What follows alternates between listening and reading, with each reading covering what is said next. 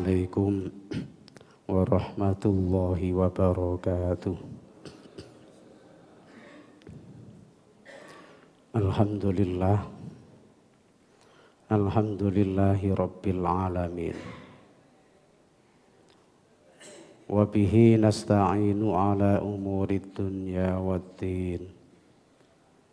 Wassalatu wassalamu ala ashrafil anbiya'i wal mursalin Sayyidina Muhammadin wa ala alihi wa sahbihi ajma'in. Wa la hawla wa la quwwata illa billahil aliyyil azim, amma ba'd. Qala rabbi shrah li sadri wa yassir li amri wahlul 'uqdatam min lisani yafqahu qawli. Qala al-muallif rahimahullahu ta'ala wa nafa'ana bihi fid dharain amin. Hadratal muhtaramin, para jamaah sedaya, para bapak ibu rahimakumullah. Alhamdulillah, setiap kali ada pertemuan, ada acara, ada kumpulan, mesti kita diajak untuk selalu mensyukuri nikmat Allah. Selalu diajak. Polahe kita niki gampang lali. Kadang-kadang rek mboten dielingno niki nggih. Kita meneng ya meneng tok. Mboten zikir, mboten digunakan untuk hal-hal sing sae. Padahal nikmat yang diberikan oleh Allah datang kita niki lho sak kuatah banget. Kita mboten saged ngitung. Krana rahmate Gusti Allah kita saged melek, kita krana rahmate Gusti Allah kita saged bernafas. Krana rahmate Gusti Allah kita saged melampah teng mriki salat jamaah. Loh niki rahmate Gusti Allah, ketika diambil sedikit mawon kita mboten saged teng masjid. Kita niki bernafas kangelan. Kita tingali sederek-sederek kita sing bernafas saja harus dengan bantuan oksigen. Kita niki lho mboten cek napa mboten atik ngoten, kita niki gampang digampangno dening Gusti Allah. Sehingga kita bersyukur atas nikmat-nikmat sing kathah niku lan kita wujudkan setiap nikmat itu untuk hal-hal sing sae. Minimal kita zikir. Mugi-mugi kita selalu digampangno menjadi orang yang pandai bersyukur, iso nyukuri nikmat Gusti Allah yang mereka itu tidak banyak. Sampai Gusti Allah dawuh wa qalilum min ibadiyas syakur, hanya sekedhik di antara menungso sing gelem syukur. Sing kathah niku ya mboten syukur. Nikmat yang ada itu tidak digunakan untuk hal-hal sing sae. Dibiarkan begitu saja. Sholawat serta salam mugi ya tercurahkan datang junjungan kita baginda Rasulullah sallallahu alaihi wasallam. Hadirin rahimakumullah, sebelum kajian kita niki kita lajengaken untuk materi berikutnya yang kemarin adalah kafalatul yatim, menyantuni, memberikan kasih sayang kepada anak yatim. Nah, sebelum kita lanjutkan, Gusti Allah dawuh di dalam surat Al-Fath ayat 29.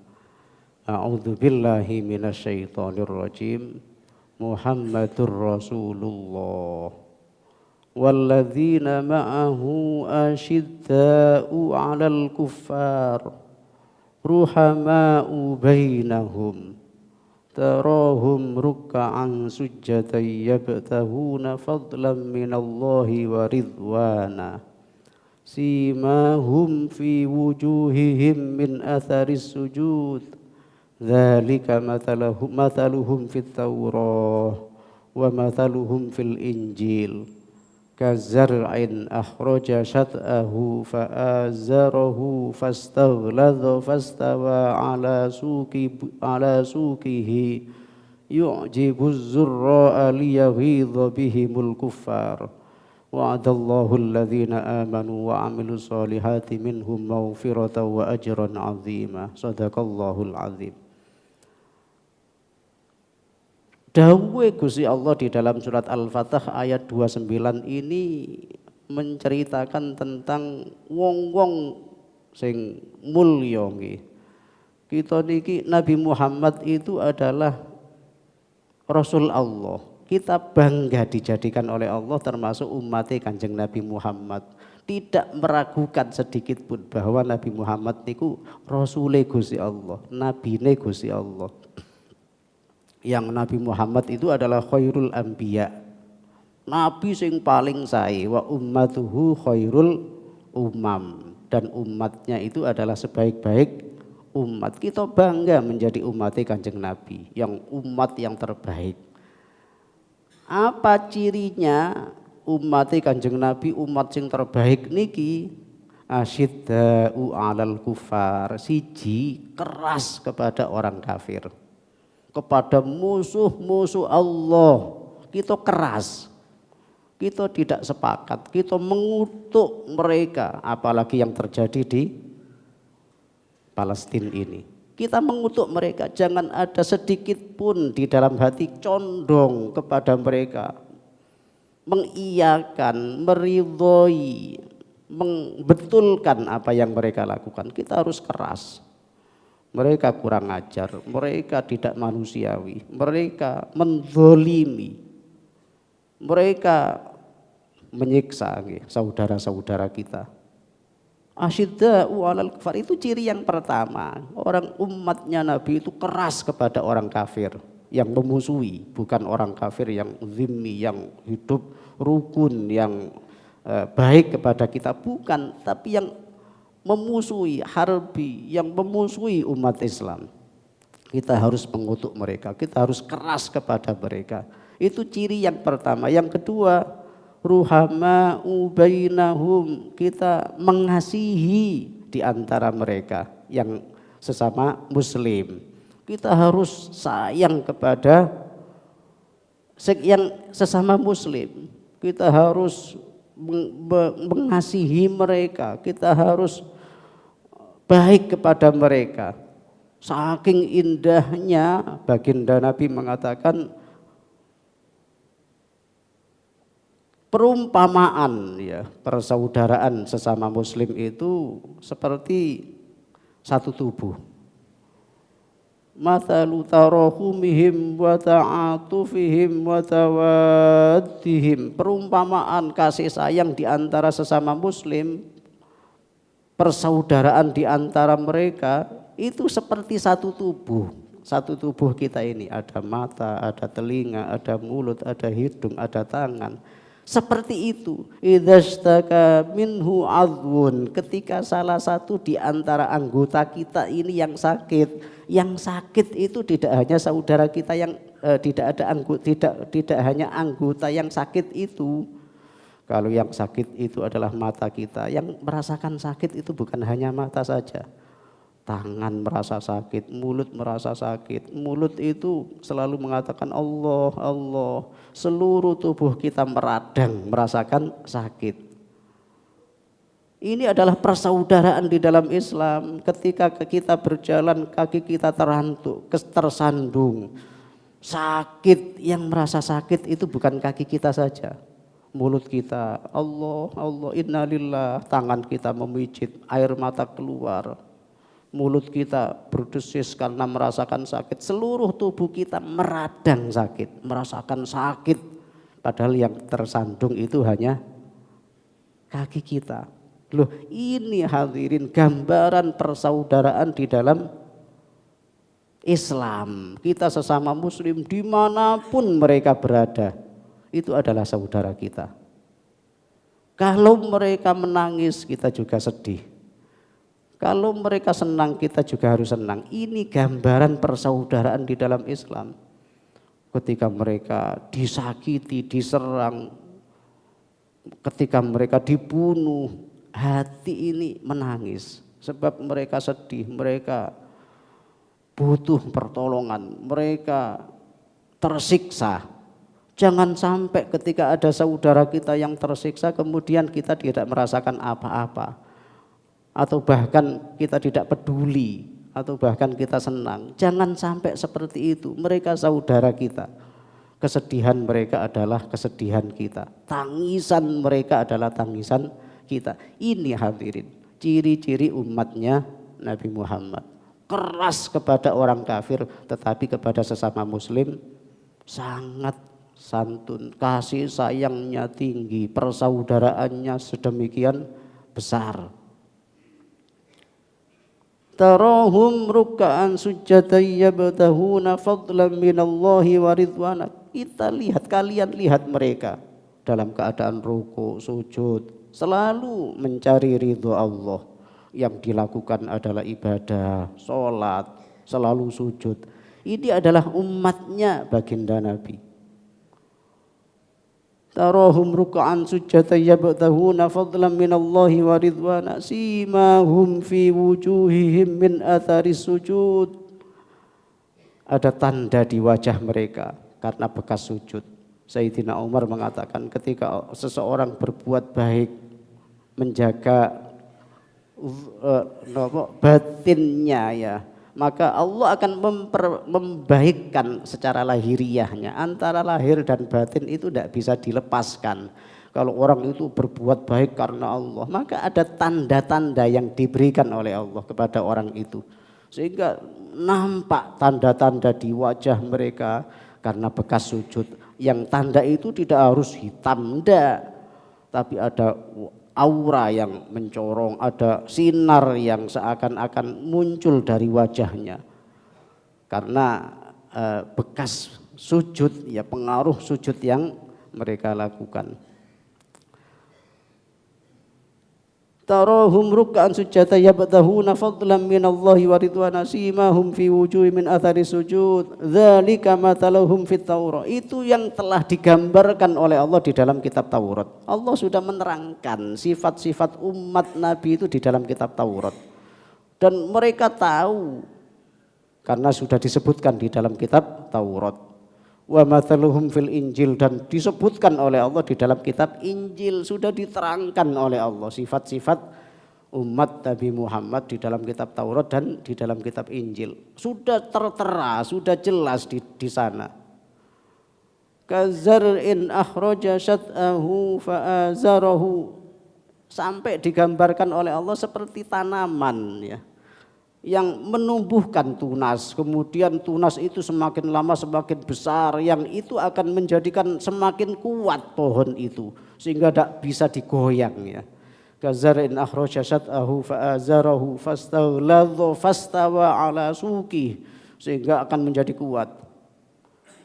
Yu'jibuz zurra, yang karena baiknya tanaman itu akan menyenangkan terhadap yang menanam. Melihat tanamannya bagus, subur, indah, yang nanam itu senang. Lah ini, jadi yu'jibuz zurra untuk apa? Liyaghidha bihimul kufar, agar orang-orang kafir itu tidak senang terhadap perilaku yang dilakukan oleh umat Islam ini, supaya ada mereka tidak senang ketika ada tanaman itu indah, subur, bagus, ya, supaya orang-orang yang tidak menanam ini menjadi tidak senang kepada mereka. Jadi tidak mungkin, ya, ada kerelaan hati, ada kesenangan hati di antara orang-orang selain Islam, ya, orang Yahudi, orang Nasrani. Mereka tidak akan senang, ya, melihat keindahan yang ada di dalam umat Islam, kekeluargaan mereka, kekuatan yang ada di dalamnya, mereka tidak senang. Jadi hadirin yang saya maksudkan ini, kondisi saudara kita di Palestina itu sekarang sedemikian menyedihkan, ya. Mereka tersiksa, mereka dibunuh, mereka dalam kondisi yang tidak berdaya. Karena itu Masjid Al-Hidayah ini berinisiatif ingin mengadakan donasi, mengumpulkan sumbangan yang akan diberikan kepada mereka. Ini adalah bentuk kepedulian kita.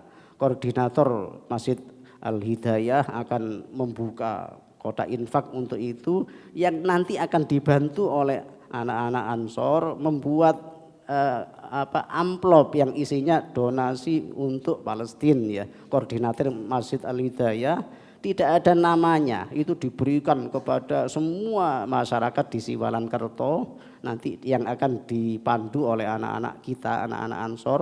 Kita nyumbang berapapun tidak apa-apa karena tidak ada namanya. Wis dimasukkan situ, dikumpulkan lagi, diambil oleh anak-anak, dan itu semuanya akan dikirimkan ke Palestina ya. Ada koordinator nanti yang akan ngurusi itu, akan disampaikan kepada saudara-saudara kita yang sangat membutuhkan makanan, minuman, pakaian di sana itu karena mereka sedang tidak berdaya. Sekali lagi hadirin, mohon ini didukung semuanya ya. Kita bisa memberikan bantuan berapapun, tidak ada namanya, dimasukkan saja nanti diberikan kepada anak-anak Ansor dan itu dikumpulkan di masjid, koordinator Masjid Al-Hidayah, dan ketika sudah terkumpul semuanya akan dikirimkan ke sana. Ini adalah bentuk kepedulian kita, bentuk kasih sayang kita kepada sesama muslim. Sekali lagi, kesedihan mereka adalah kesedihan kita, tangisan mereka adalah tangisan kita. Kita tidak termasuk umat Nabi ketika mereka dalam kondisi seperti itu menangis sementara kita tidak tersentuh hatinya, tidak merasa prihatin, tidak merasa sedih, tidak merasakan kesedihan mereka, tidak ikut merasakan kepedihan atas musibah yang terjadi kepada mereka. Karena sifatnya umat Nabi itu dua ini di dalam surat Al-Fath itu keras kepada orang kafir ya, tidak mendukung mereka, sama sekali tidak ada rasa membenarkan, mengiyakan terhadap apa yang mereka lakukan. Tetapi kita mengutuk ya, kita doakan supaya Allah memberikan kehancuran. Dan yang kedua, kita menyayangi sesama muslim yang ada di sana. Hanya ini. Ketika salah satu di antara dua ini tidak terjadi, tidak ada pada diri kita, sungguh kita ya prihatin, kita sedih karena yang ada pada diri kita ini seperti tidak ada tanda-tanda kita ini adalah umatnya Nabi Muhammad yang memiliki dua sifat di dalam surat Al-Fath ini. Hadirin rahimakumullah.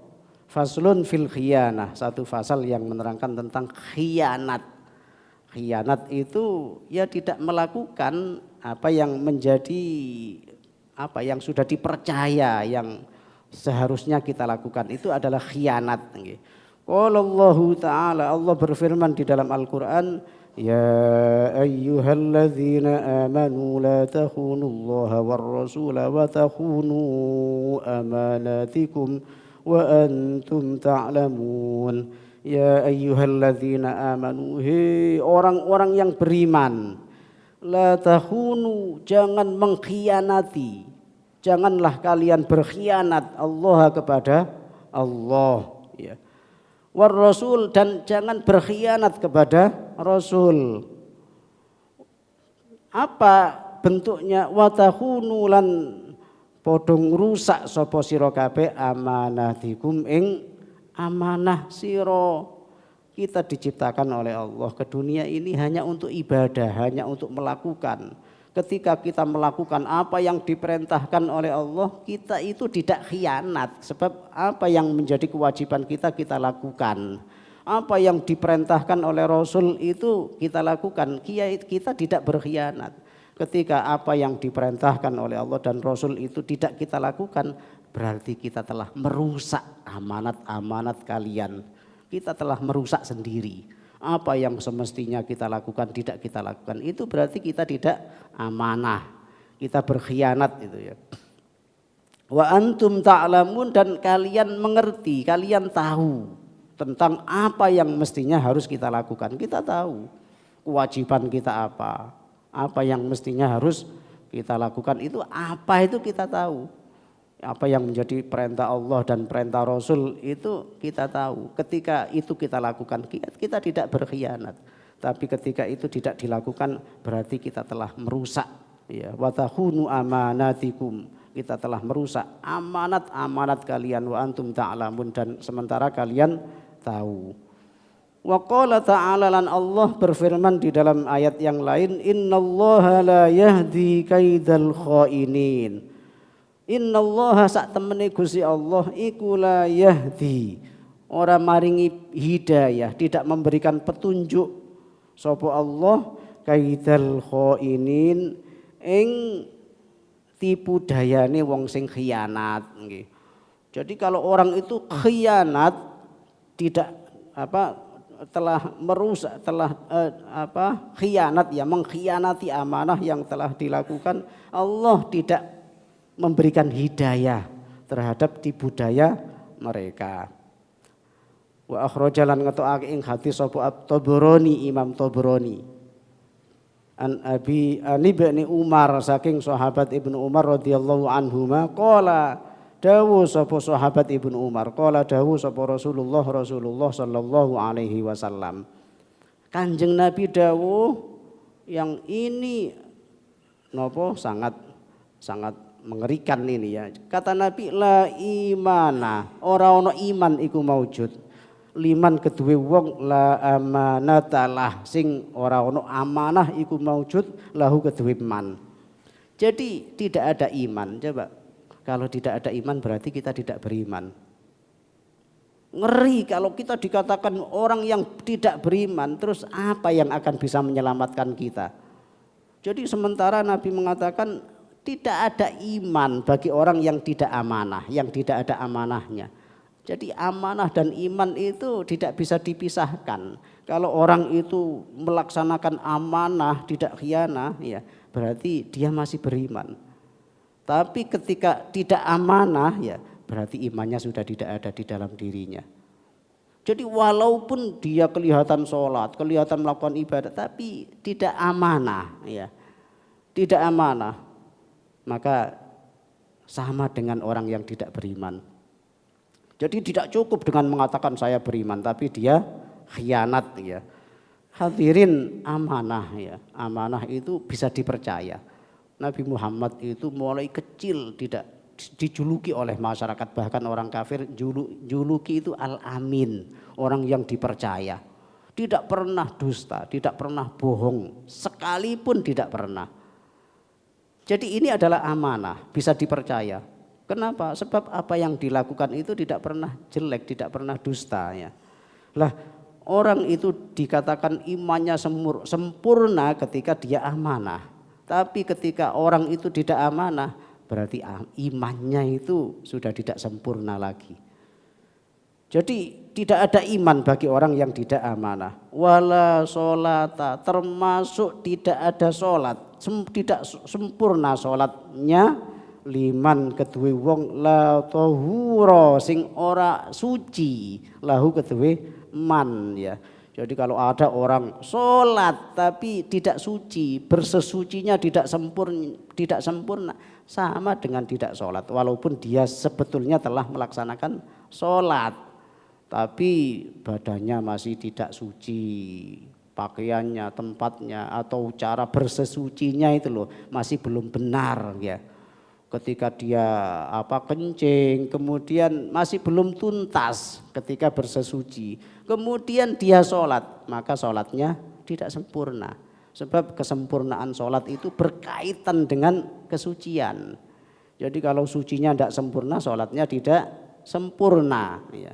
Walaupun dia telah melaksanakan sholat, walaupun berkali-kali sholat, tapi ya tetap tidak sempurna sholatnya. Karena kesuciannya tidak sempurna. Waladina lan ora ono agama iku maujud liman kedue wong la sholata kang ora ono salat iku maujud lahu kedue man, termasuk tidak beragama seseorang yang tidak melakukan sholat. Sebab tandanya kata Nabi al-ahdul ladzi bainana wa bainal kafir as-shalah, perbedaan antara kita dan orang kafir itu sholat. Ketika seseorang itu melakukan sholat berarti masih beragama Islam ya, masih duwe dia Islam, tapi rek wis gak sholat ya berarti sudah tidak memiliki agama, wis gak duduk wong Islam itu. Sampai seperti itu. Jadi sholat ini adalah merupakan gambaran sempurnanya agama seseorang. Jadi kalau seseorang sholatnya belum sempurna berarti agamanya itu masih belum sempurna. Wa maudhi'us sholati lan utawi panggonane sholat minaddin saking agama iku ka maudhi'ir ra'si koyok kedudukane sirah minal jasadi saking awak nggih. Salat di dalam Islam itu seperti kepala di dalam badan kita. Coba arek ana wong gak duwe sirah ya napa kira-kira? Ana wong gak duwe sirah. Bengi-bengi marani jenengan nggih. Ana wong teko gak ono sirahe. Ya napa? Ya wedi kabeh wong mlayu ana wong kok gak ono sirahe ya malah medeni nggih. Ini ada orang ngakune Islam tapi gak sholat. Iki kaya ana wong duwe awak tapi gak duwe sirah. Jadi ndak ada manfaatnya. Wong gak duwe sirah ya berarti gak urip ngoten lho. Berarti sudah tidak ada kehidupan di sana wis gak ono sirahe. Sama dengan wong sing ngaku Islam tapi gak sholat. Ya wis percuma, maksudnya ini gak ono fungsine, dia mengaku orang yang beragama Islam tapi gak sholat. Niki hadirin, jadi tidak bisa dilepaskan antara sholat dengan agama, dan agama itu dengan amanah itu tidak bisa dipisahkan, semuanya berkaitan ya. Kenapa? Sebab sholat ini menjadi kewajiban dan bahkan kewajiban yang paling utama. Selamat wong di akhirat nanti karena sholat. Lah niki termasuk amanah, kita niki punya amanah, kewajiban untuk melaksanakan sholat. Sehingga kalau kita melaksanakan sholat, berarti kita sudah amanah, melakukan apa yang menjadi kewajiban kita. Dan kalau kita melaksanakan kewajiban kita, berarti kita itu orang yang beriman gitu loh ya. Imannya sudah sempurna karena dibuktikan dengan amaliyah, dengan kewajiban yang telah dilakukan. Tapi rek cuma pengakuan tok tapi gak amanah ya berarti sama dengan orang yang tidak punya iman ya. Hadirin, inilah satu hadis tentang khianat ya, dan hanya pengantar untuk kita tentang bahasan tentang amanah ini, dan kita teruskan di pertemuan berikutnya. Mudah-mudahan kajian kita walaupun tidak banyak akan dibarengi hidayah Allah yang ini akan membangkitkan semangat kita, motivasi kita untuk selalu menjadi orang yang amanah, melakukan apa yang menjadi kewajiban kita ya, dan mudah-mudahan ini akan menyempurnakan iman kita sehingga kita termasuk orang-orang yang diselamatkan oleh Allah.